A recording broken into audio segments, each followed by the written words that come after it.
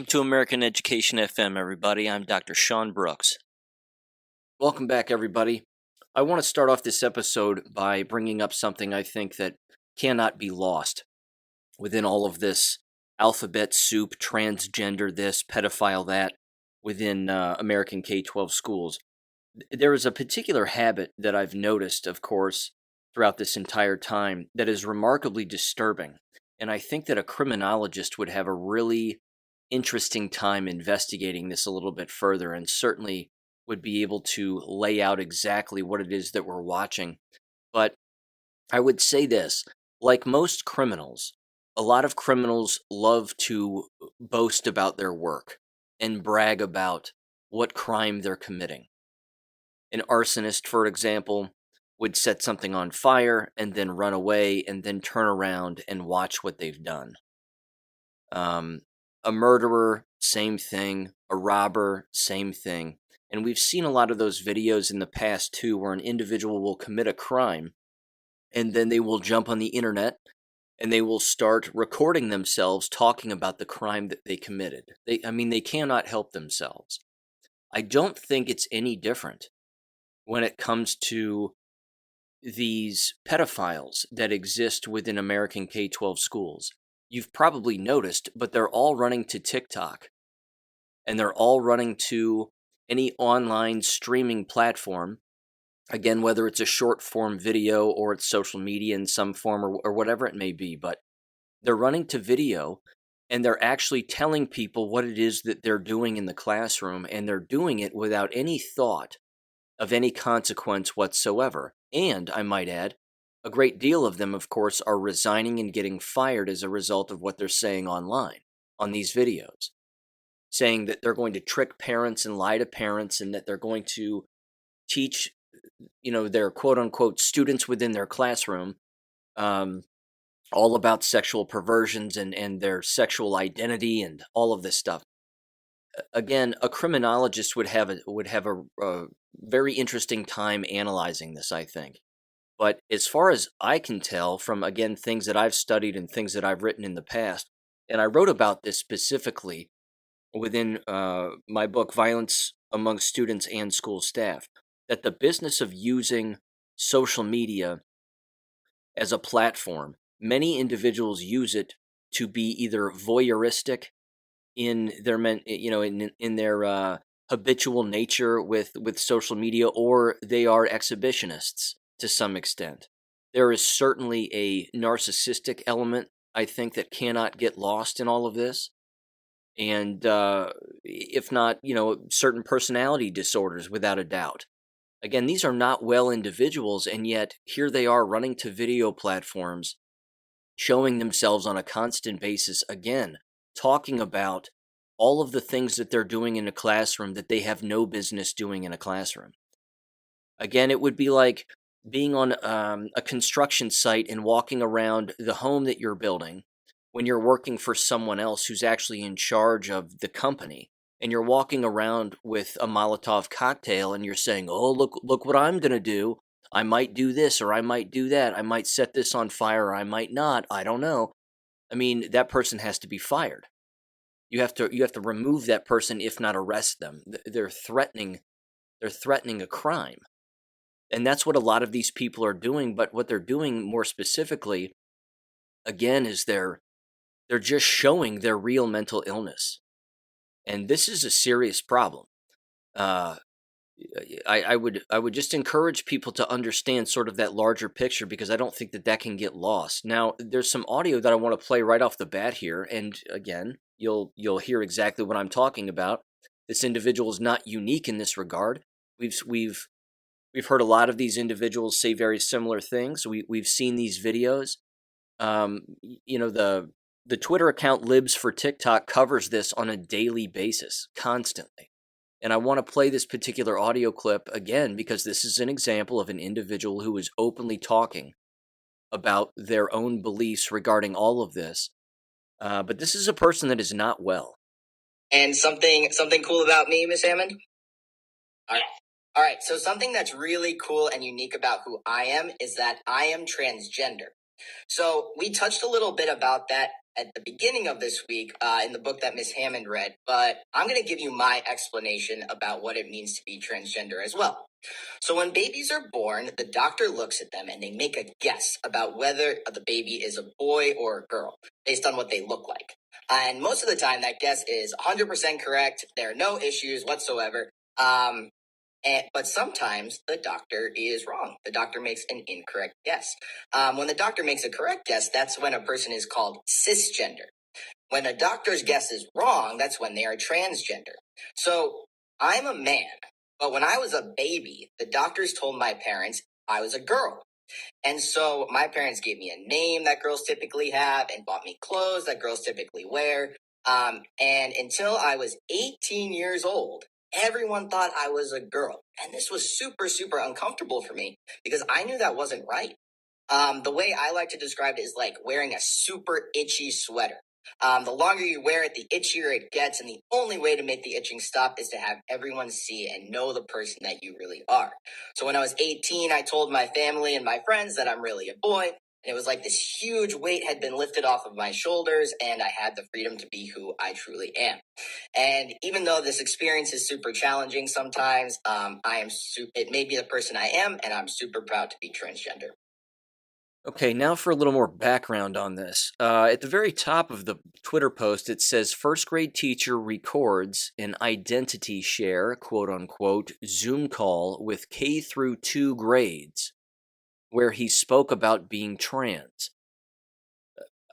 Again, if this is a woman, which it claims to be, this is an individual that has gone full bore. They've got the flannel shirt, the short hair, glasses, and facial hair. This again, look, there might be some people that are offended by this, whatever, so be it. This is mental illness. I don't know what else to say. It's mental illness. This is an individual that is not well.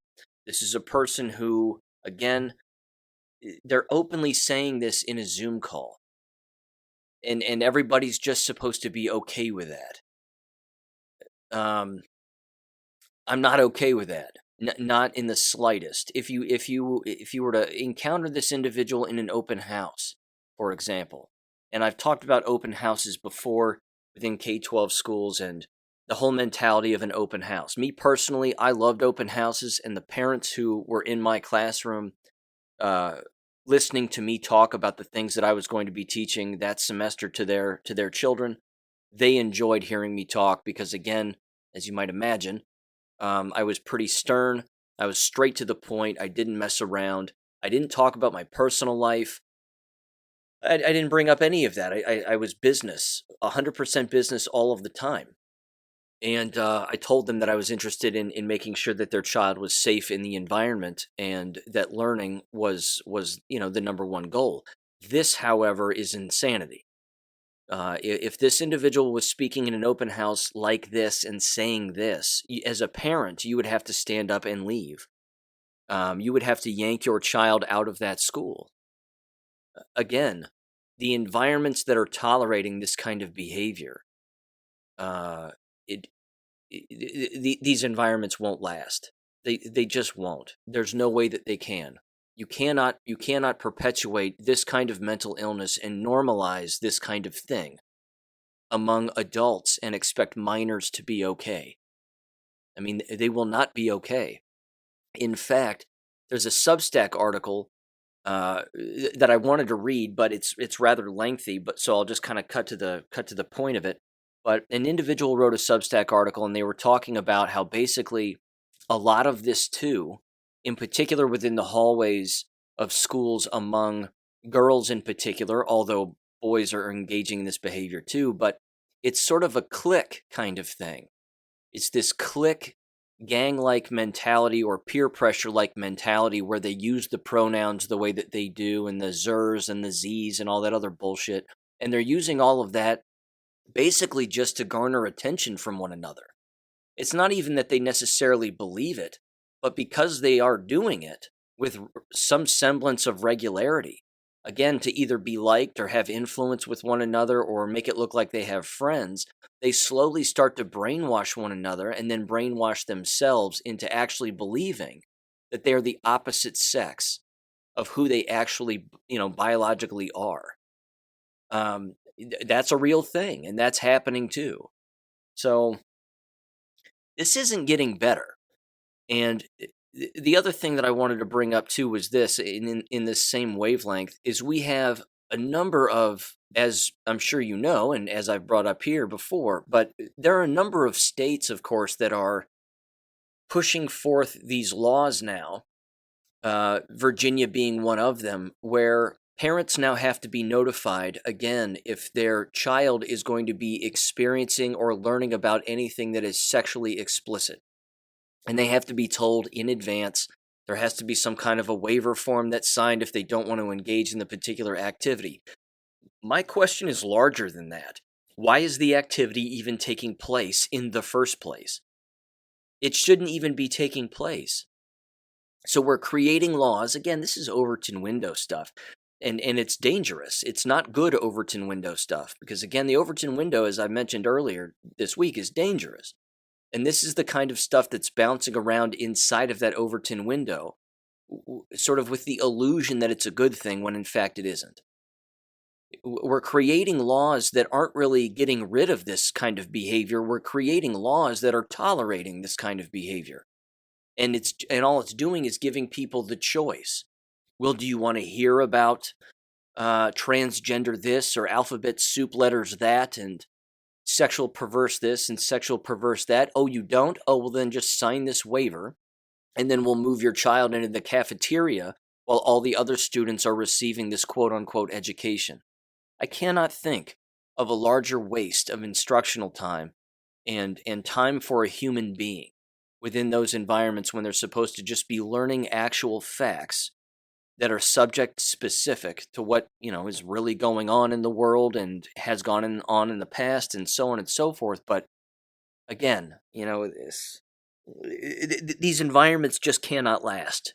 They can't. It's the worst business model that I've ever seen in my entire life. And again, if, as I've said this in the past too, if a business were run like these schools are being run, where they're allowing people like this to be teaching, the business would close.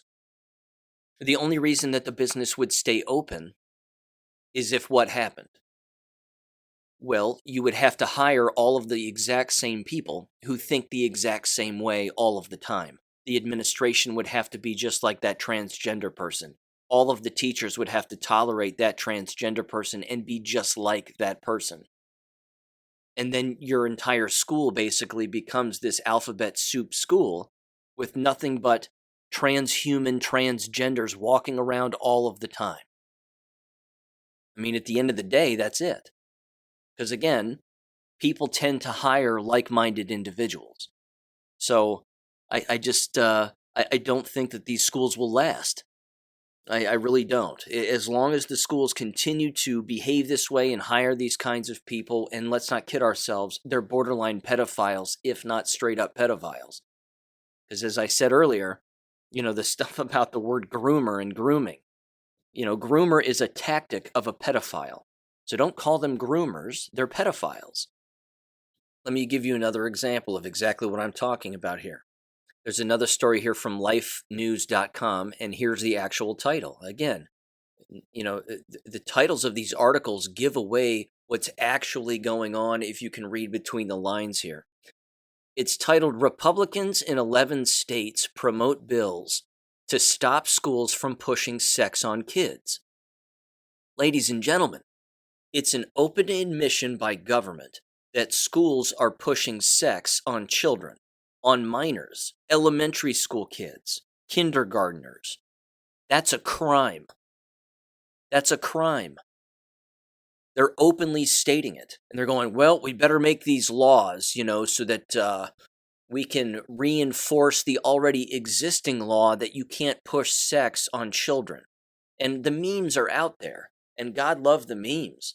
But the memes are out there saying, oh, okay, so I can't sexually harass someone at work, as an adult, and I can't talk about sex at work as an adult within, either around other coworkers for fear that it will make someone uncomfortable and I'll lose my job if not be prosecuted.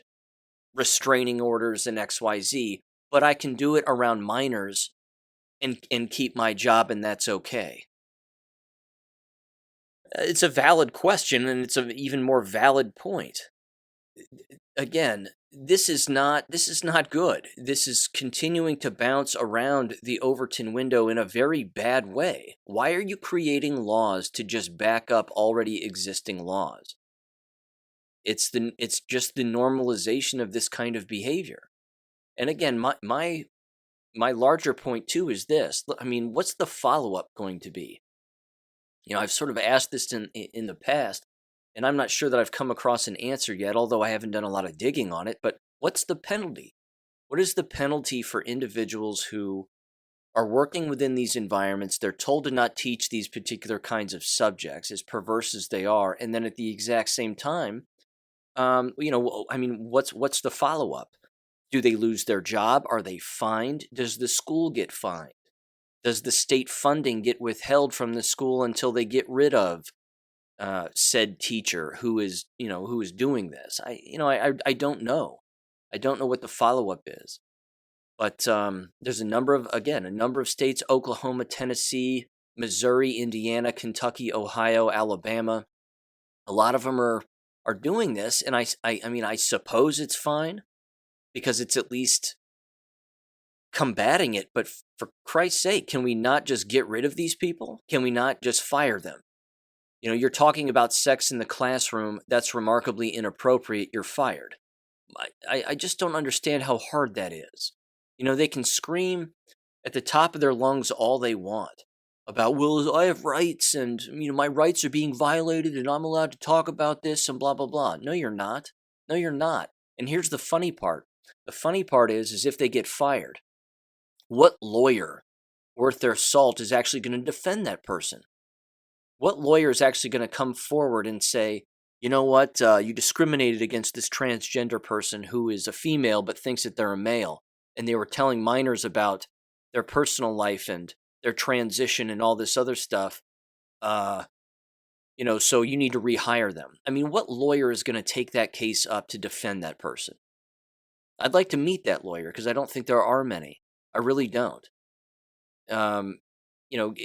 Getting a good lawyer to do the right thing on a constant basis is a difficult thing to do, but getting a lawyer to actually defend someone in a case like that, I think that's next to impossible.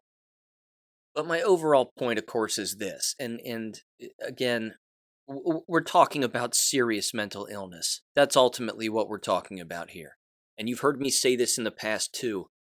We're talking about individuals who do not know their own subject matter. The only thing that they think they know is themselves, and they don't even know themselves. But yet, here they are, pushing their subject matter to the side, for which they are contractually obligated to teach. And they're teaching their personal lives now. They're teaching their personal lives as subject matter in a classroom. That's not a well human being. That's not a person who's read their contract. That's not a person who belongs in a school building, let alone around minors. It just isn't.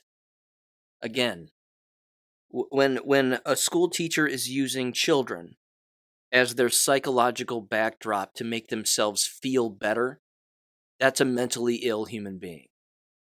It's just like what I've said in the past too about teachers who are sexually attracted to their students. Those individuals should quit their jobs and go and find something else to do for a living because you're in the wrong place. You don't belong there. If that's why you are there, there is something wrong with you. It's no different with this. This is the same kind of thing. It has a different face, it has different names, but it's the same illness. It's the same problem. And again, ladies and gentlemen, this is what is being pumped out by teacher education programs at the university level. The wick is burning at both ends. We are watching the end of American K-12 education and higher education right in front of our eyes. I mean, the shots are doing it, let's not kid ourselves. But we're actually watching them destroy the entire business with their own mental illness and lack of focus and direction and objectivity because they have none. So what are they left with again? They're left with teaching their own perversions because that's all they care about and that's all they know. These are unhealthy environments.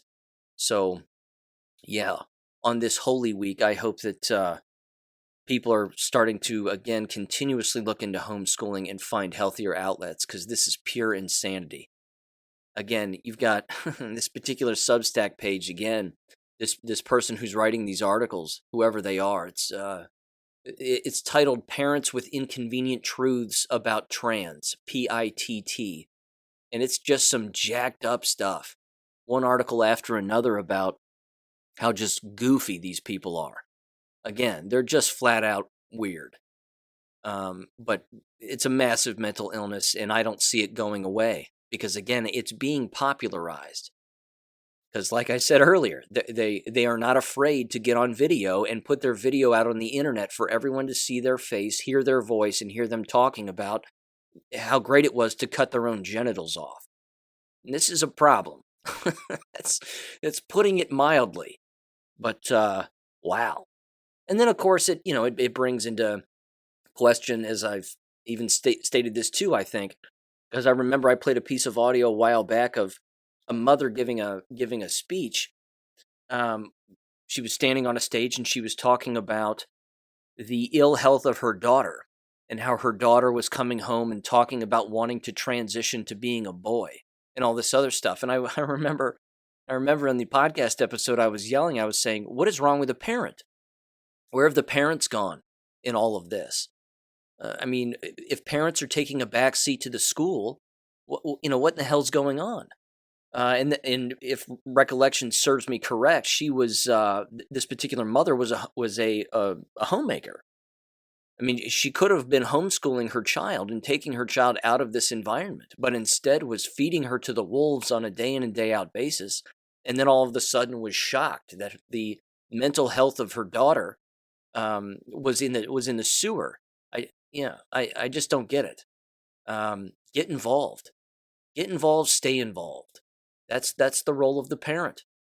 It's not to hand them over to this government monster that wants to chew them up and spit them out and convince them that cutting their genitals off is a good thing.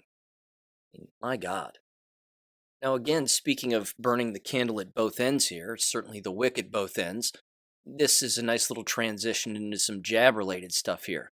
A school, and this is happening all over the place, ladies and gentlemen. Let's not lose that fact. Although this is a rather unique solution to their unmentioned problem. But this comes from Town Hall. I tossed this up on Gab a couple of days ago. And it's worth repeating because, again, in this article, they don't actually say what the real problem is. The title says, "A school district adopts 4-day week amid teacher shortages." And this is out of Texas. It says, quote, "A Texas school district will switch to a 4-day school week for the upcoming year due to a teacher and staff shortage." I wonder why. I wonder why there's a teacher and staff shortage. I don't think Town Hall's going to tell us the real answer. It says The Hill reported that Jasper Independent School District announced that changes last month in a Facebook post. The school board reportedly voted unanimously to shorten the school week and to offer a $3,000 retention bonus to teachers and $1,500 to staff in 3 installments.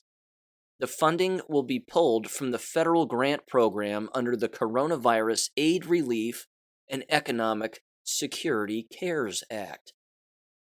So now they're using federal funds for the fake pandemic in an effort to pay more people to show up to their building because they're having a hard time keeping teachers around. Now, we know it's the jabs. Again, let's not kid ourselves on that. We know that's one of the major reasons. There are countless others too. Countless individuals do not want to be in this profession anymore because the profession is dying. It's on life support, frankly, so much so that, again, federal funds have to be provided two individuals in an effort to bribe them to show up and stick around for a little while. I mean, my God, how much more evidence do we need that this profession is on full blown life support? It continues. It says the board decisions were also compiled from the community and staff surveys that showed interest in a shortened school week. John Siebold, superintendent of the Jasper Independent School District, told Good Morning America that teacher burnout also prompted the decision. There you go. Nice excuse. Teacher burnout. What could it be from? All of the lying that's been taking place this entire time, the mask wearing, the psychological abuse, the satanic distancing from 6 feet, 6 feet, 6 feet. Is that it? Or is it the fact that you're all jabbed and you have HIV? Which is it? Probably a combination of everything. This is just nuts. And again, they don't say jabs anywhere throughout this. Well, they're getting sick and, they're dying, but whatever. I mean, they never say that. It says, it continues, it says, quote, teacher burnout has been an issue for a long time, but since COVID, it has seemed to expand, and it's becoming more and more of an issue, unquote, Siebold says. He then said, quote, the 4-day work week kind of makes it a little more manageable for them because there's so much pressure placed on our teachers. Honest to God, they just won't say it. They won't say it. I wonder how long it's going to take for these individuals to completely fess up to what they've done, if they ever do. And by the way, if they don't, they are as mentally ill as the audio from the person I played at the very beginning of this episode. Again, these are criminals, the people who are running these buildings and treating people this way. They are mentally ill criminals, without a doubt. It says the following again here, quote, as a school district, ultimately the best thing we can do for kids, there's that word kids again, is put the best possible teacher in front of them every day, he added. The teachers will use Fridays as professional development days. So they still have to show up, but there aren't any students there. So it's students that are getting a 4-day school day, not teachers per se. I don't know. This is now just getting stupid and confusing. It says GMA reported that in a study conducted last year by the American Federation of Teachers with the Rand Corporation, 1 in 4 teachers were thinking about quitting their job by the end of the school year. No kidding. In the study, teachers were also more likely to report experiencing regular job-related stress and symptoms of depression than the general population. No kidding, too. I've mentioned this with regularity and written about it at length. Mental illness among K-12 teachers is remarkably high. The number of K-12 teachers and administrators that are receiving talk therapy and taking pharmaceutical drugs to manage their levels of anxiety, depression, and God knows what else they have going on. I mean, that is happening on a constant basis, and it's one of those things that is always undiscussed, and it's alarming. Again, that's putting it mildly. It says, finally, in conclusion, the 4-day school week will begin the following school year. Some school districts in other states, such as Oregon, Montana, Colorado, and Oklahoma, have tried 4-day school weeks with mixed results, GMA noted, unquote. Again, I really do feel bad for the good teachers who are awake and they know what's going on and they show up and they teach their subjects and they're getting bombarded by all of this just horrific news, one story after another. And again, not to mention all of the things that are happening at the local level, but I mean, the jab stuff alone has got to just be eye-opening. It has to be. Every single school district across America that's been pushing these jabs from day one, every single school district has to have had countless staff members. I don't know the exact number, and even Dr. Lee Merritt has mentioned this, and she's 100% right. The actual truthful number of the people within these workplaces that are passing away is incalculable. We cannot get our hands around a particular number and say, well, it's exactly this number, or this district has lost this many this many staff members from death and illness. I mean, that's not being calculated, and it's probably not even being kept by the district themselves. They're simply just saying, well, we lost a staff member and they passed away. Whereas in the past 5 years, they've never lost a staff member. But all of the sudden, they're dying off now. This has to be happening in every single school district across America. It has to be. And I mean, we know that it is, but they're not going to be promoting it. These school districts will not say it. They will say everything else that they have to. Burnout, the pandemic, lack of funds. I mean, the list of excuses is going to be endless, and it's not going to go away. The excuses will become larger, more absurd, and they will just continue. So I'd say keep an eye on that going forward in the future too, because again, there was that story recently of, let's say it was a week ago, maybe even almost 2 weeks ago, story of a North Carolina principal, 65 years old, tweeting a ton about how she was jabbed and boosted and did it for her family and her staff and her students to make sure that everybody was safe and everybody was going to be okay. And then she died. Just like that, set to retire and just died.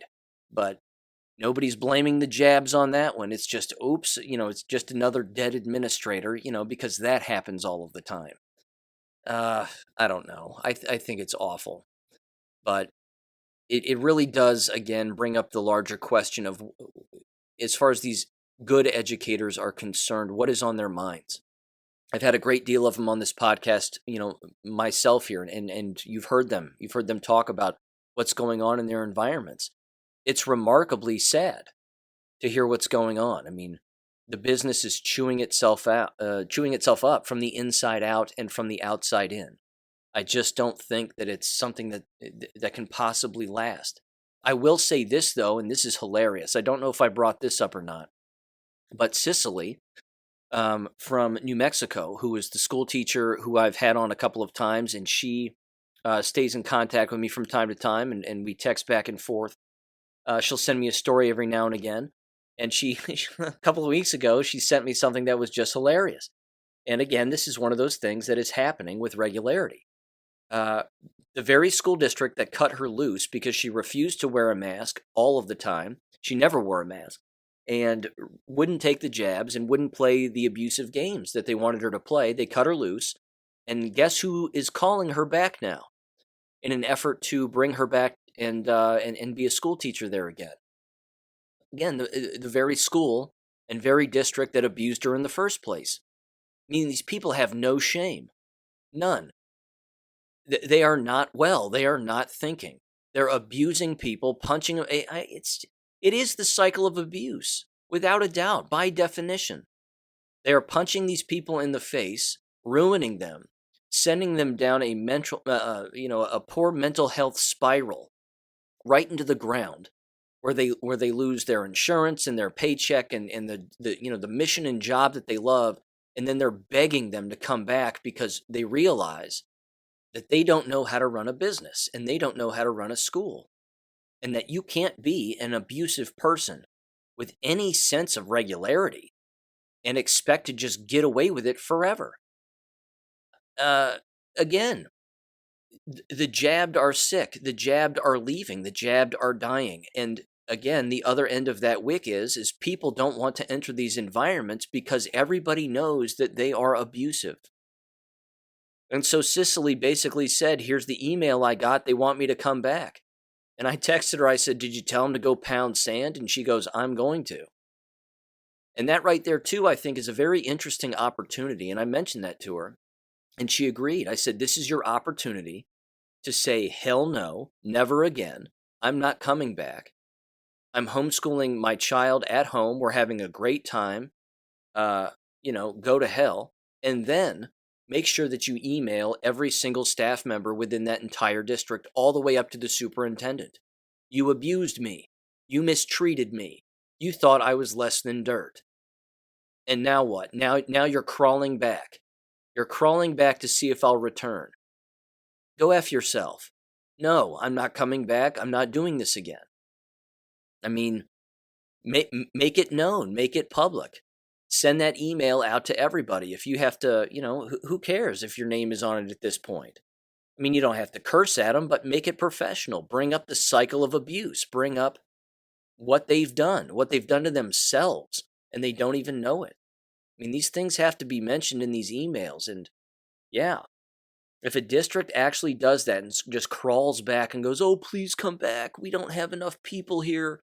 People don't want to work here, and we're having to still hire foreigners to be school teachers, which seems completely illegal. But, as we brought up on the podcast, New Mexico is notorious for that. They're notorious for bringing in uh, individuals that are not American citizens and allowing them to actually be school teachers. But wow, I mean, they're begging people to come back now. And as I've said too, they're doing whatever they can, a lot of these districts, to make backdoor policies and backdoor certification methods in order to get individuals that, have bachelor's degrees in something else or don't even have bachelor's degrees. I mean, that's going to be the next move. Okay, the next move, and we've seen this, by the way. I know I'm rambling a little bit. My apologies, but these thoughts are just coming to me, and it makes sense. We've watched how the substitute teaching credentials, so to speak, or requirements have dropped. Now, to be a substitute teacher in many states, you only need a high school diploma or a GED. You don't need a bachelor's degree anymore, let alone a bachelor's degree in education. So theoretically, anybody can be a substitute teacher now. That's how it's going to be with the teaching profession. It's going to reach such a poor state of affairs when it comes to hiring that it would be my prediction that they are going to do away with the need for a bachelor's degree to be an American K-12 school teacher, of course, if that doesn't already exist, which I'm sure it already does. Like I said, they're already hiring foreigners, and God knows what their, education credentials are, so to speak.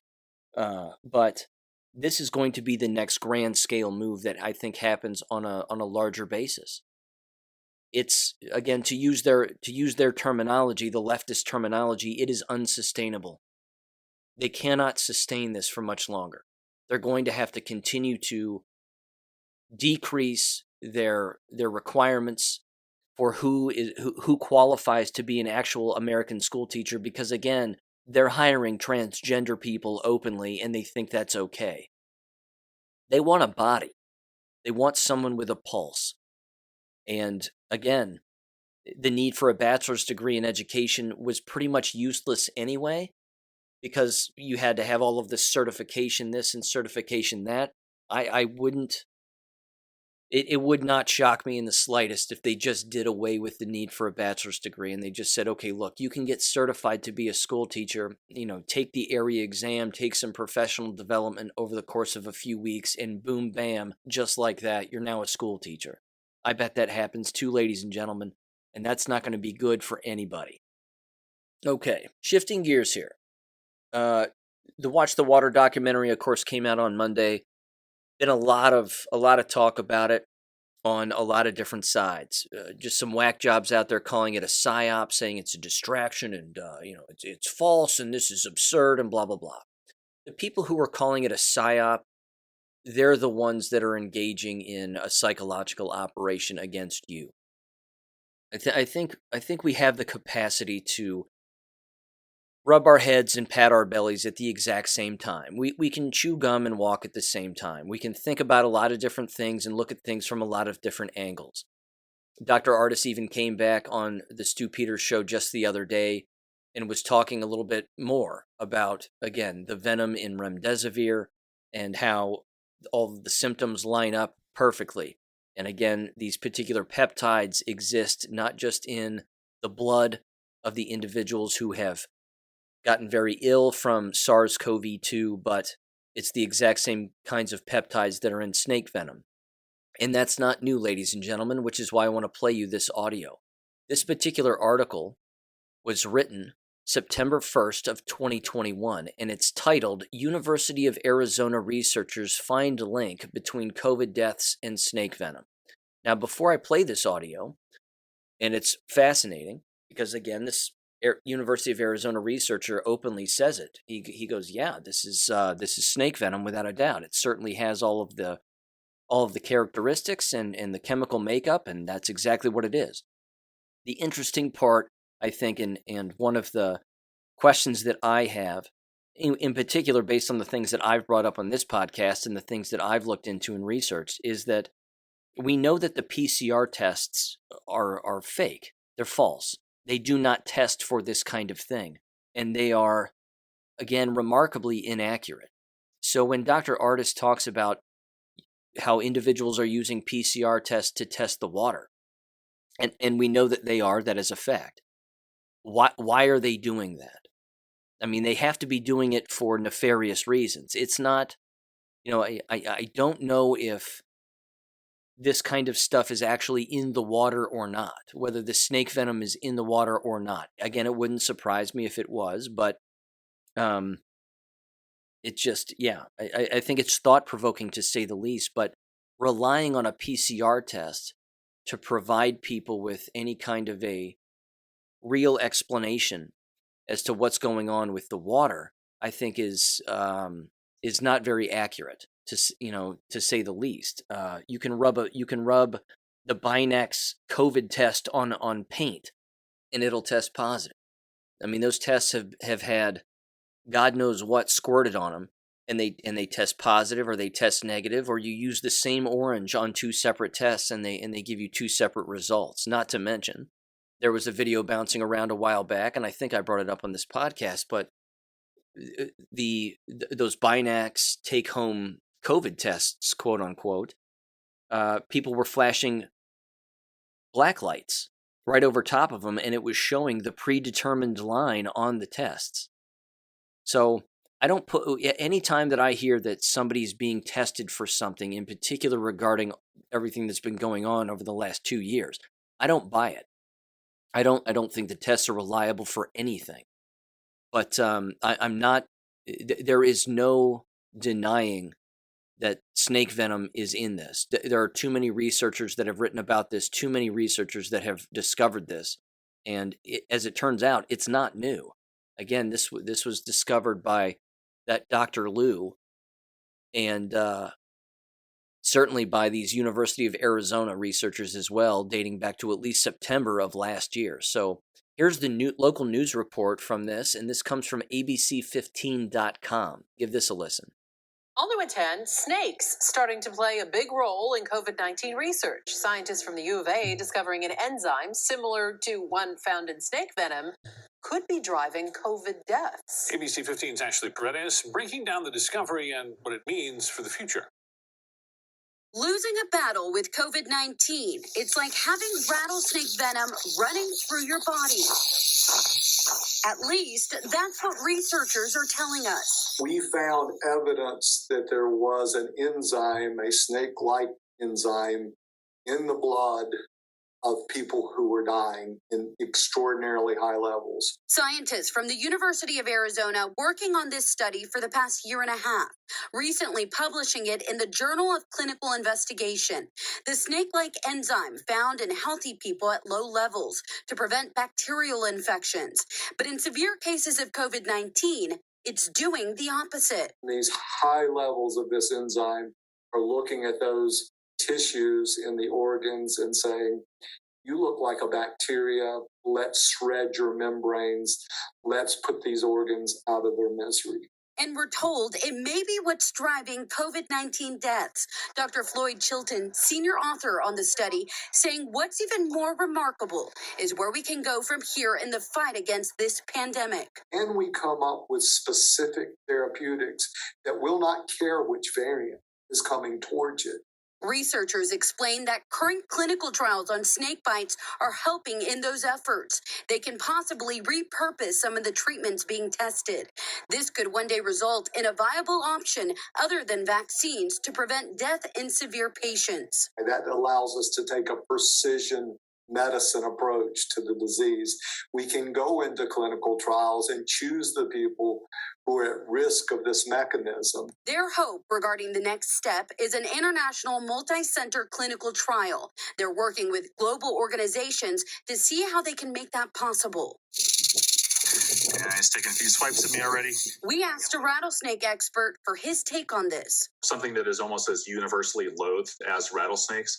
It seems fitting and interesting and ironic that the venom that they have and rattlesnakes might be a key to getting out of this whole situation. I'm Ashley Paredes, ABC 15, Arizona.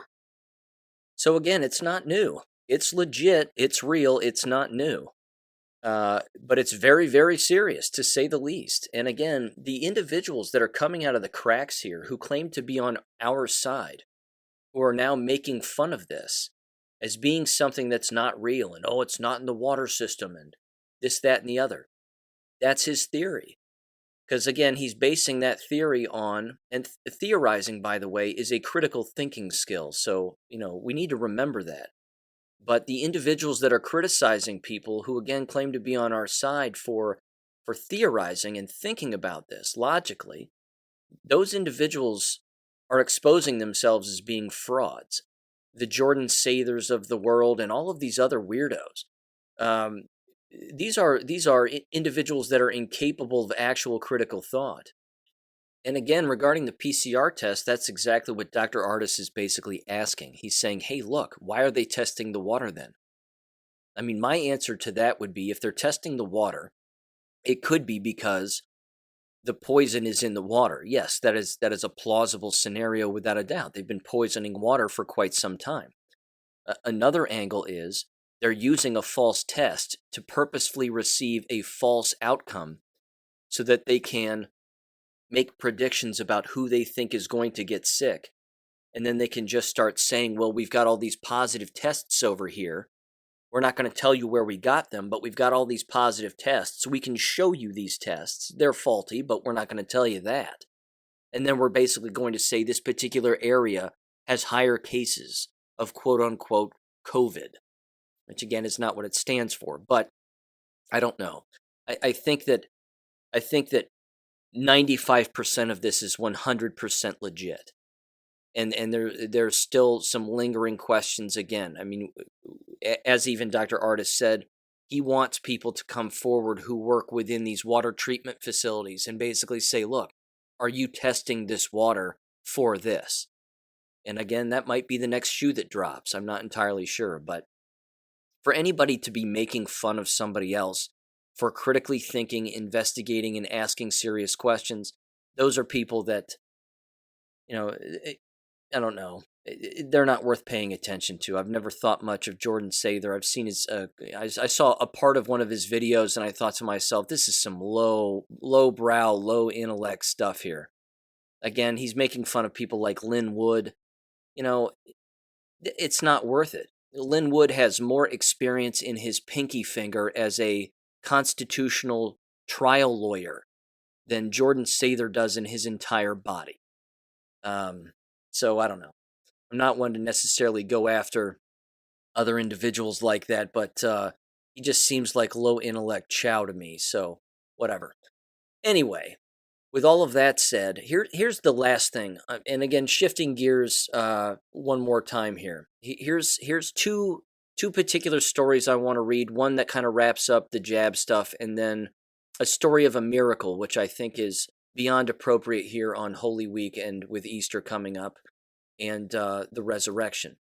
So, first of all, this is an individual's anonymous take on what's going on with the jabs and sort of the doctor's point of view, and how doctors really aren't talking about this much anymore, and asking people if they're jabbed and even pushing the jabs. Again, I'm not saying that there aren't doctors out there that are still doing it. I'm sure there are, but it's certainly toned down, if I had to take a guess. And it says this comes from greatawakening.win. It's titled Doctor's Visits. Not one medical professional has asked me if I've been vaxxed. It says, quote, I've had several doctor's visits these past few weeks in different offices. I had cancer 3 years ago, small tumor, caught early, doing well. So this time of year, I'm doing my annual checkups. Even at the infamous and major medical cancer center in the Northeast, not one person asked me if I was vaxxed.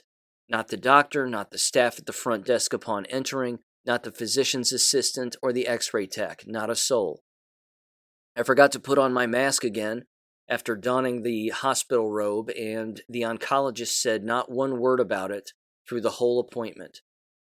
Next, I went to a new general practitioner for a physical and talked about some discomfort in my chest area. And don't you think that should have been his next question, given the complaint and the incidence of heart problems from the jab? Never even asked. Never mentioned the vax once. He avoided the question like the plague. Not too long ago, all doctors in my orbit asked about my vax status and encouraged boosters and did their due diligence. Those days are over, folks. He then says, they know what's going on now, unquote. I'll tell you what, I have no doubt that that's the case. I have no doubt. These private emails that have to be sent out to hospital staff from time to time about the jabs. I mean, they've got to, they have too many jab-injured individuals. The jab-injured news is coming to the surface, and this has been going on now for, what, a year and a half? The jab-injured have been around for a year and a half, approximately. It was only a matter of time. But man, the egg on these people's faces. They are not going to be able to walk down the street. No doubt about it. What they have done to people, the death and pain that they have caused by just not, again, really doing their real due diligence is, I don't know. It's beyond awful. It's just beyond awful. So let me end on a positive note here. This is a story again from greatawakening.win. I thought it was very cool and very appropriate given this week and this weekend. It is titled, Here is My Friend Kurt's Story. Let's just say every single one of us is a huge deal. It says, quote, Do you need a miracle? This weekend I remember my first miracle. Many years ago I was flying in a small plane with my friend Doug, who was the pilot. It was after midnight and it had just rained. We were attempting to land in the city of Worthington. The airport was covered with a thick blanket of fog. No one was at the small airport to give us direction. We lowered our plane into the fog to circle and look for the airport. We did this 3 times and found nothing. It was like flying into a solid white wall. When there is no visual reference, you can get vertigo in a matter of a few minutes.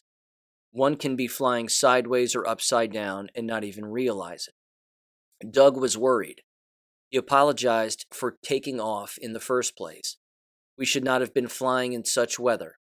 I felt calm and told Doug that God had a plan for our lives, and we would live to affect the lives of others in a positive way.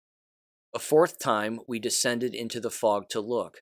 We were so low we buzzed a house. I could see the outline of the shingles. Then when we crossed the runway, I thought, quote, we're actually going to make it, unquote. Doug banked the plane to the left. Once we completed the turn, we would be lined up to land. In the turn, we were again flying into the fog. We looked for the lights of the runway. I looked over at Doug. He had blacked out. I started at the controls. I had no idea how to land this thing. I don't remember the impact. The next memory was waking up still in my seat. However, my seat had moved. It was now where the right wing used to be. The door to the plane was open in front of me. I sat right behind it with my feet sticking straight out underneath it and into a freshly planted cornfield. I was fine. Both wings and the engine were gone. Doug's seat, too, had separated from the floor and he was laying sideways on the cockpit floor. He was in shock. I knew his name, mine, and nothing else. We spent the night in the hospital and left in the morning. Just before leaving, my friend Karen called. She and her husband, Lorne, were driving while we were flying. She had been asleep and woke up having dreamt that Doug and I were unable to find the airport in heavy fog and land. They stopped the car and prayed for us. Then it says this. It says, Do you need a miracle? You can have one. You can have more than one. I have witnessed many in my life. Do you know someone who does? You can manifest a miracle for others, just as Lauren and Karen did. Miracles do happen. Do you need a miracle? Unquote.